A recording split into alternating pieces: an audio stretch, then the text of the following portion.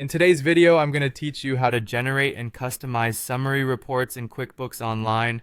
Whether you're new to QuickBooks or simply looking to harness more of its features, this guide will help you effortlessly access insightful financial reports. Let's dive right in. First things first, we need to log into QuickBooks Online. For the best experience, you'll want to use the Google Chrome browser. So go ahead and open Chrome. In the address bar, type QuickBooks Online and navigate to the login page. Once there, enter your email and password credentials to access your account. Now that you're logged in, the next step involves accessing the Reports section. On the left side of your QuickBooks interface, you'll see a menu with various options. Click on the one labeled Reports. It's your gateway to a wealth of financial data. After you click Reports, you'll notice a Search Reports box. Type the word summary in that box. QuickBooks will then present you with a list of relevant summary reports such as the profit and loss summary, sales summary, expense summary, and customer or vendor summary. Once you've identified the report you want, go ahead and click on the report name to open it. At the top right corner, you'll see a button labeled Customize. Clicking this button will allow you to tailor the report to better suit your needs. You can adjust the date range to view data monthly, quarterly, yearly, or specify a custom range.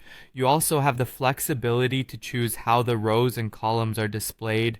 For instance, whether you want the information organized by customer, vendor, or product. Additionally, the filter options enable you to narrow down data to specific accounts, classes, or locations, allowing you to extract precisely what you need. Once you've made all your desired adjustments, click Run Report to apply these changes.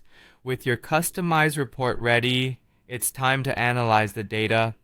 Carefully look at the totals for income, expenses, or sales, depending on the report type. It's particularly useful to compare different periods, such as month to month or year to date, to identify any emerging trends or patterns in your financial performance. Finally, there may come a time when you need to export or share this report with someone else, perhaps a colleague or your accountant. For this, locate the Export button at the top of the report. Clicking it gives you the option to save your report as a PDF or Excel file depending on your preference. Once downloaded, you can easily save it for your records or forward it to your team for further review.